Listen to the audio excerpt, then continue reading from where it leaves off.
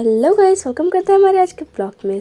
आज है मार्गशीर्ष का तीसरा गुरुवार और यहाँ पे मम्मा पूजा की तैयारी कर रहे हैं और अभी थोड़ी देर में पूजा करेंगे। यहाँ पे सब कुछ तैयारी चालू ही है, बस कर ही रहे हैं क्योंकि पूजा भी करनी है, टाइम भी हो जाता है।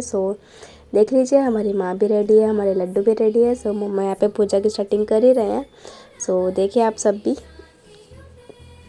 श्री लक्ष्मी व्रत कथा। द्वापर युगातील गोष्ट। त्या काळी स्वराष्ट्र देशामध्ये भद्रश्रवा नावाचा राजा राज्य करीत होता। तो मोठा विद्वान व वेदांत जाणणारा होता। त्याच्या राणीचे नाव किमी द्वारकेत राहणाऱ्या भुवनेश नावाच्या विद्वान ब्राह्मणाची पत्नी असे। माझे नाव मागच्या जन्मी एका वैश्याची पत्नी होती। तो वैश्य दरिद्री होता, त्यामुळे नवरा बायकोचे वारंवार तंटे होत असत। एके दिवशी भांडण करून ती घराबाहेर पडली व रडत भटकू लागली। ते पाहून मला तिची दया आली। मी तिची विचारपूस करून तिच्या दुःखाचे कारण ऐकले व तिचे दारिद्र्य दूर होण्यासाठी तिला लक्ष्मी व्रत करण्याचा उपदेश केला। लक्ष्मी व्रत कसे करावे याची तिला माहिती सांगितली। त्याप्रमाणे तिने लक्ष्मी व्रत केले।